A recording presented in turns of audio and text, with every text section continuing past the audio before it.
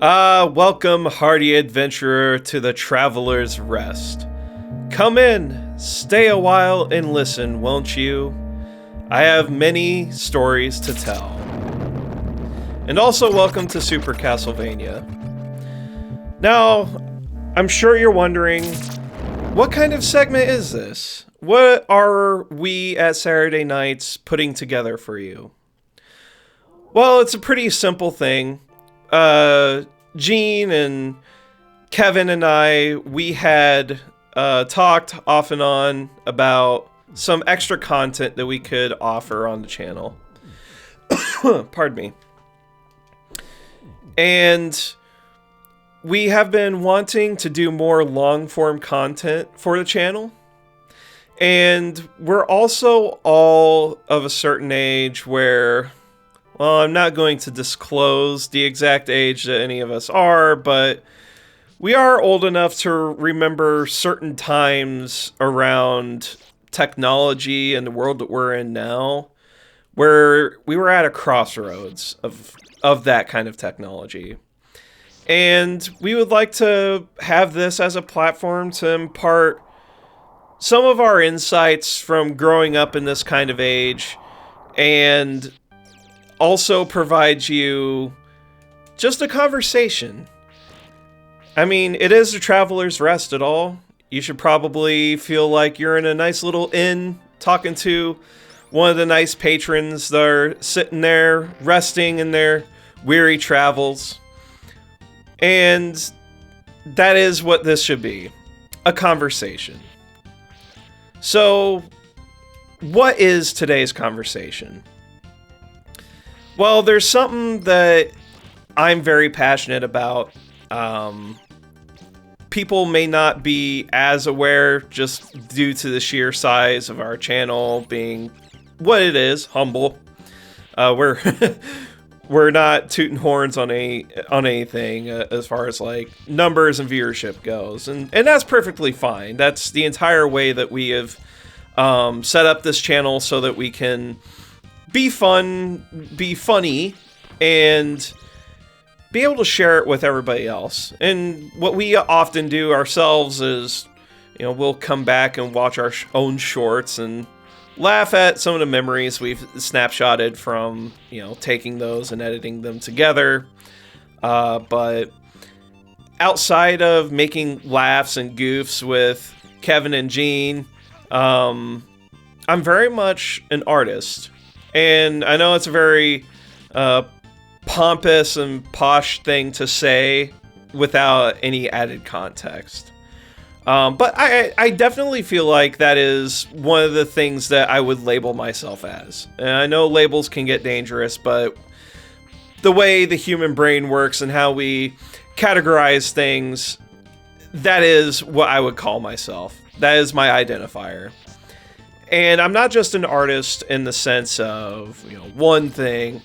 I'm definitely not a music artist. I have dabbled in music, and the best I could ever manage was guitar covers, and that's fine. I learned what I wanted to and got my enjoyment out of it, and occasionally I might get some enjoyment out of it again once I get my guitar out and do something with it. But no, I'm very much a visual kind of artist. I have a screen tablet that I make digital art on, and I also have an iPad that I'll sketch and doodle on. And I often, will take commissions for my artwork as well, just because I have friends that, they like what I make, and I'm more than happy to make something for somebody. That is just my personality type. I'm much more motivated to do something if I know it is for someone else's enjoyment, like, if it's a present or something. So there's a lot of fun that comes with that for me, and fulfillment. And I'm glad I have the tools and the means to actually achieve that now. One of the other things that I also am an artist on, although it would use another tag, that would be an author.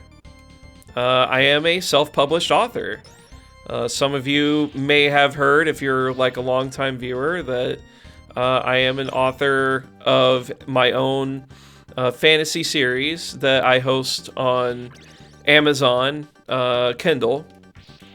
Oh, we're in Medusa hell now. And that has been a passion project of mine for many years. And actually, right now, I'm on the cusp of finishing my third book in my series, and that's coming along well. And it's just been hell of a ride.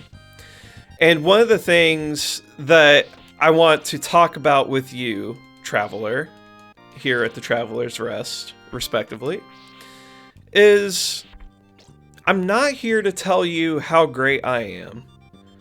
I'm not here to tell you about my accomplishments as an artist, just to, toot my own horn and give myself an ego. I want to tell you that your artwork is... Well, no, not your artwork. All of our artwork that we make.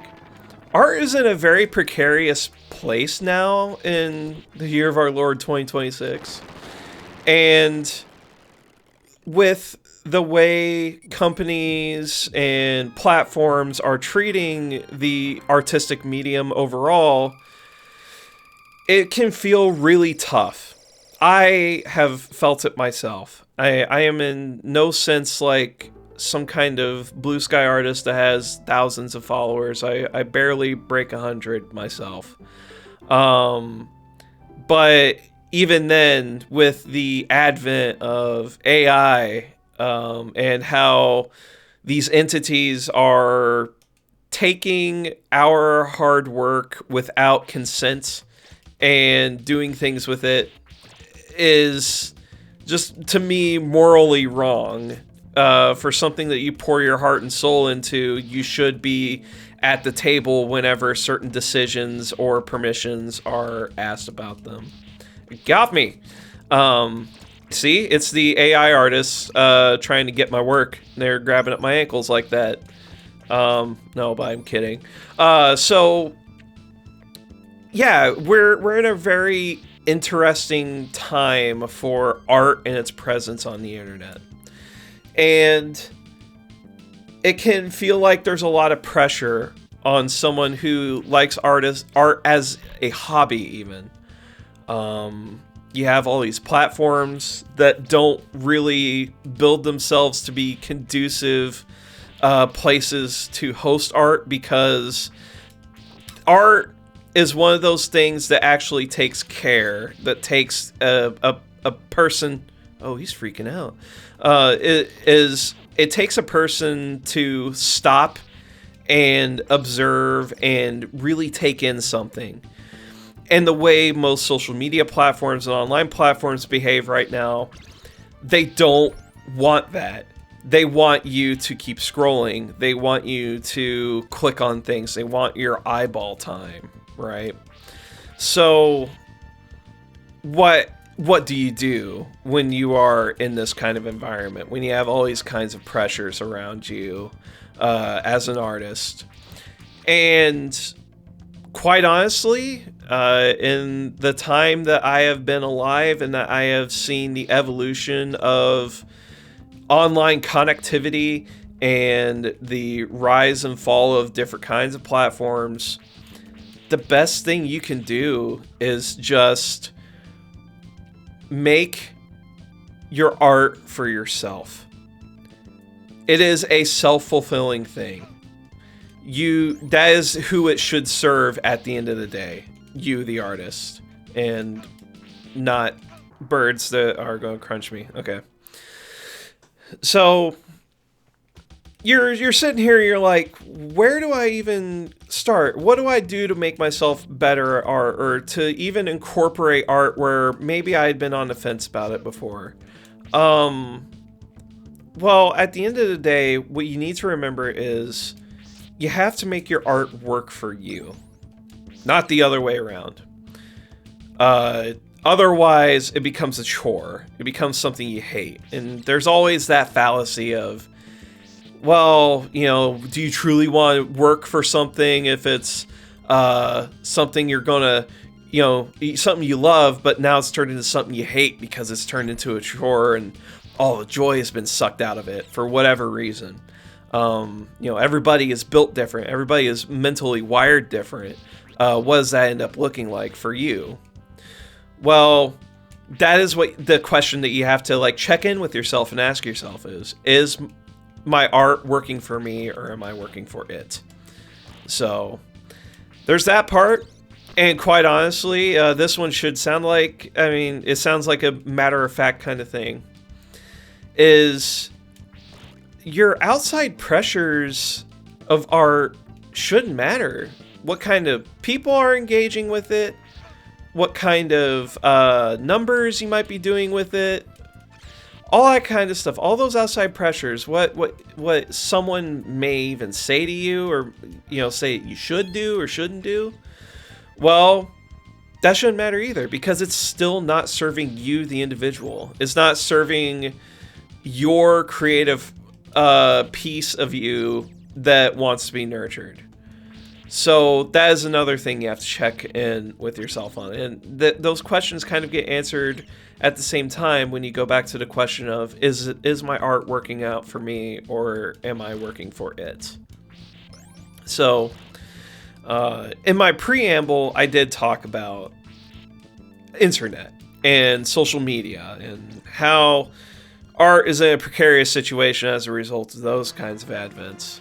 Well, I got stoned. That's fun. So anyway, what we got going on here is you're on platforms to try and get eyeballs, respectively. You want people to notice your work because that's also how you're going to get your business if you want to do commission artwork, or that's how you get noticed if you want to collaborate. There's all kinds of different forms that art as a community ends up working. And social media should be helping with that, right? Well, yeah, and it does. There's tons of creators out there on YouTube that are constantly collaborating and making great work as team efforts and everything. You got your indie game scene, you got independent filmmakers, everything. The internet is doing its function in that regard. Well, there's always the other side of the coin for that one. The other side of that coin is, okay, that means everybody is looking at your art. If you're on some kind of social media platform. Well, if you're hosting your art, you finally get the courage to be like, hey, I want to actually share this and post this on some kind of social media platform. It doesn't matter where. I've used multiple and had varying results as from that. But you have to be prepared that whenever you're sharing your art in that way and you're posting it on public portfolios, albums, timelines, things like that, be prepared for any kind of response to your artwork. That could be the response of, yay, awesome, this is really good. Because you are going to have your pieces that will be like absolute bangers. Oh my God, it's doing numbers. You're going to have those. Those are your highs, and you're going to have your lows where you're going to post an artwork piece and share something that you thought you put in a lot of work on, and it's just going to feel like nobody cares. So it's both the response of getting actual feedback and the response of no feedback at all, and it feels like there's just nothing there. And that's why we go back to that question of, is it working for me? Because that's who you should have made it for, honestly. It's rough. It is rough because, again, the mechanisms at hand for social media, do your research. Do your research and put in the tags and everything. Give it the old college try because you never know until you try.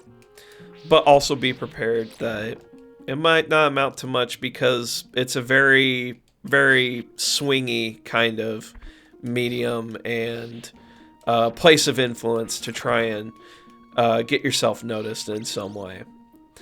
So we've talked about that part of like, hey, numbers and posting it on a social media site, but even then, it's just, you know, these sites, they are engagement. They are engagement farms. They want you to be engaged. They want you to be outraged. They want you to push buttons and keep scrolling. And that is one reason why you may not get noticed on a platform or something.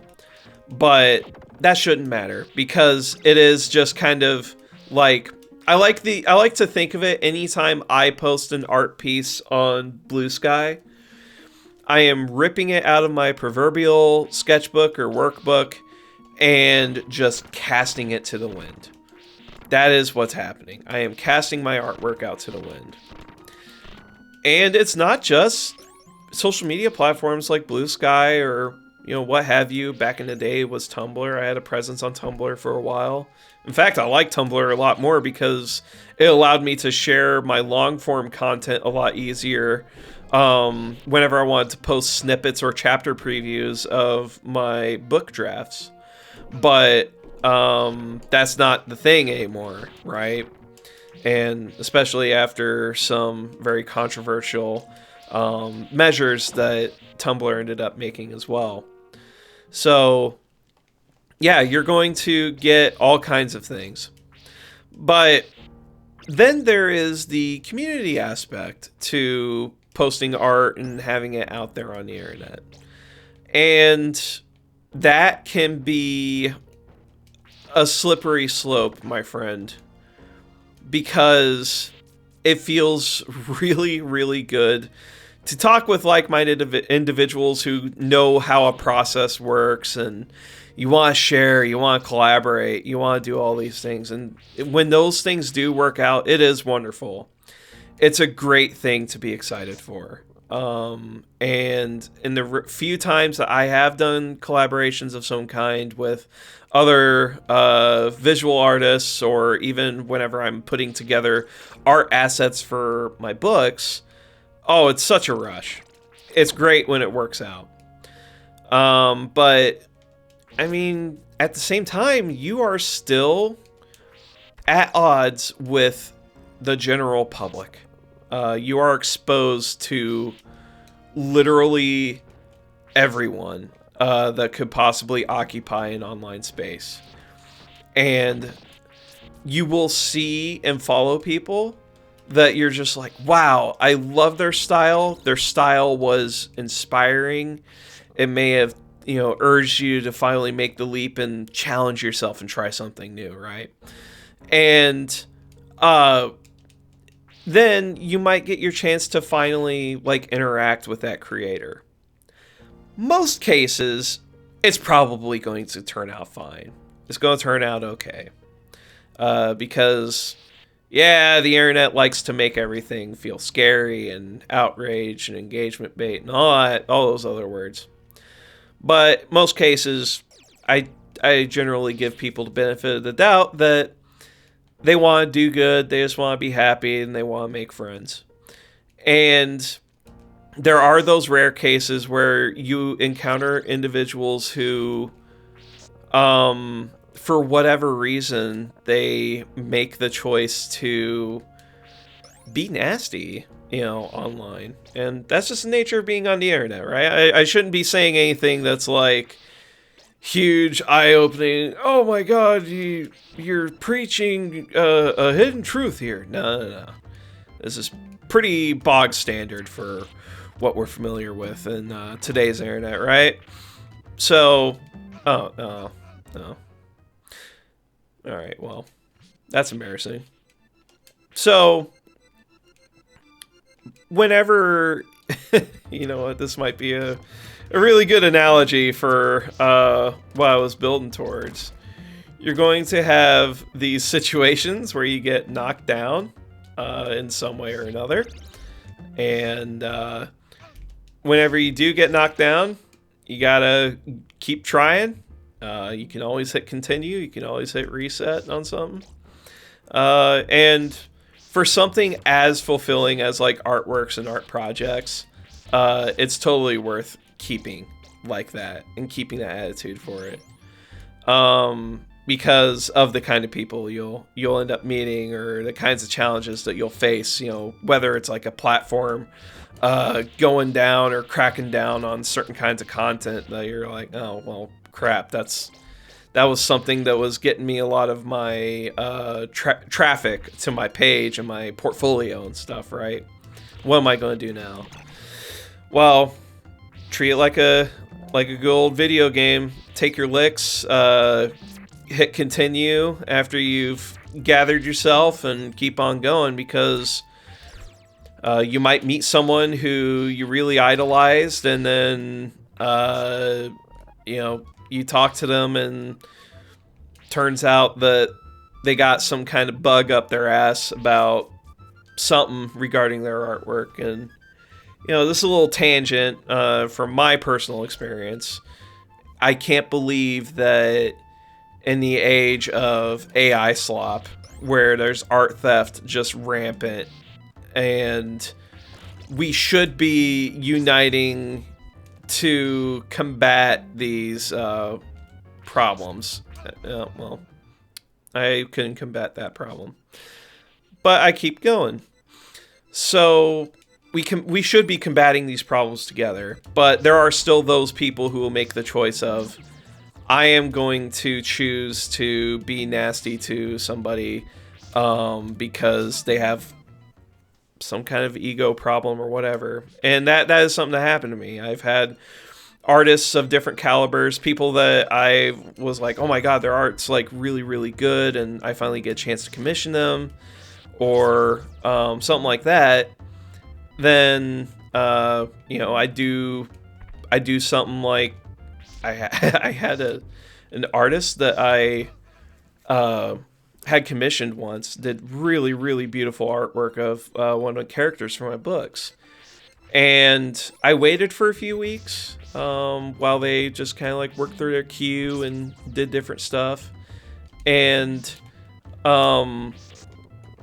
what happened was, like, I was like, you know what? They're probably just busy, so I'll just go ahead and post the artwork that I had commissioned from them, because everything is paid full, and I'm obviously going to credit them, right? I'll still be directing traffic and eyeballs to their page. And despite all of that good intention, after I shared, like, hey, I'm really happy about this thing that I got DMs from them a few hours after making that post, and just, this person absolutely bit my head off over something what I considered to be fairly innocuous, So that was one of those like moments, first time moments for me, where I realized, oh, like, yeah, you are just kind of dealing with strangers. You're at the mercy of the quote-unquote slot machine when you're dealing with people, and be prepared to get any kind of response, for some of these things. In this day and age with AI slop infesting the internet and further corrupting it, I still have had people try to come at me with like middle school level you traced artwork accusations and stuff as well. And it just baffles me that people would put that kind of energy out there when we should be helping ourselves and uplifting each other. And that is one of the reasons why I get along so well with Kevin and Gene, is that we all generally have that attitude of, we should help each other. We need to be supportive, especially for passionate projects and stuff that we pour our souls into. And it's a very exposing thing for a person to do, to put their art out there, because it is a little bit of a piece of themselves. And I did not want to pick up that holy water, but I forgot. So either way, just be safe out there, and don't let someone else try to stop you from creating. Don't let them try to stop you from creating music, from creating that next illustration or picture or doodle. Don't let them stop you from picking up a paintbrush and painting on a little Warhammer model. Don't let someone stop you from pursuing that first draft of an idea that you've been sitting on for a while, and you decide, okay, I'm going to actually give it a shot now. That kind of work, that kind of passionate work, is an objectively good thing. And you should never let someone make you feel bad for doing something objectively good like that. And if they do make you feel bad and you do end up around those kind of people, you got to fix it. And that means just separating yourself from whatever that environment was and cultivate that environment that enables you to create. Cultivation of your artistic environment is just as important. And that environment can be your social peers that you talk with online, or even at a club of some kind. It can take many different forms. Book clubs, all those kinds of things. Writing clubs even. And there will sometimes be people out there that try to make those experiences some kind of exclusive club that for some reason doesn't include you. So there's always a community out there for you somewhere. And when you find it, you're going to be Richter Belmont or Simon Belmont with a cross instead of a dagger, because the dagger really makes me mad in this game, and I can't believe I've played it for this many years and I'm still running into the age-old trap of picking up the dagger. So anyway. But yeah, that is my thought on how you manage some kind of art presence or art profile in today's internet and environment and technology. It really comes down to a bunch of, honestly, I feel like our common sense things that don't really depend on the internet. It's just, hey, making sure that you're doing it for the right reasons, you're doing it for yourself, and you're challenging yourself in a healthy way. Because burnout's going to happen, and if you don't take care of yourself. So there are those kinds of things to think about. It is an activity that I feel like is one that you have to actively protect. Is that something that is exclusive to the current day and age? I would think not. Because we as a human species have been creating artwork of all kinds of mediums for thousands of years at this point. So, yeah, you just gotta be safe, just as you would with any other interaction on the internet. And there's other steps that you can do to nurture your creative side as well. Aside from just being around the right environment and the right people, those can be incredibly uplifting. Don't let anybody tell you otherwise. But on top of that, you have other things you can do by yourself to help keep your mind fresh on ideas and all this other stuff. Consume different kinds of media on a regular. Take time to read and dive into a manga or comic book that caught your eye because it's just got that one thing that you're like, ooh, right? Or watch a movie, watch an old movie, watch a new movie, do those kinds of things. And yeah, doing an activity like that can feel like that you're taking time away from well, how am I ever going to get that next project done, right? How am I ever going to get that done? There's only so much time in the day. Oh my God, if I like had a 1 month sabbatical from my day job, I assure you, I would just go and seclude myself on a mountain and tell everybody to leave me alone. And I will come back from the mountaintop with probably a finished manuscript or something, you know. Probably not realistic, but that's the feeling, right? So, where I'm getting with this funny analogy is an art project of any kind, regardless if it's visual, literary, music, whatever. You still need to make your art work for you. You still need to make sure it's serving you and not the other way around. And how do you do that when you only have so many hours in the day and you have all these other responsibilities that you need to take care of, right?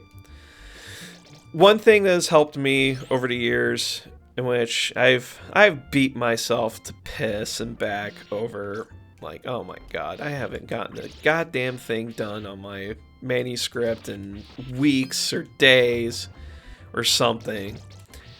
And what you have to remember is an art project will always wait for you, and it is ready for you the minute you come back, ready to use it, ready to add on to it, ready to make that next final touch that you need to make it yours and make it complete. I have taken so many different kinds of breaks from visual art, from writing. I have taken breaks that are more active in the sense of, yeah, I'm going to write something else for a while, but that's because I need to get my head out of the space that I was in for the current project I was on. And once I did that, then, you know, everything just kind of flowed better. It's good for you. And that's what you have to do. You have to do all these different things that are good for you. You have to be a little bit selfish about something that you are so passionate for.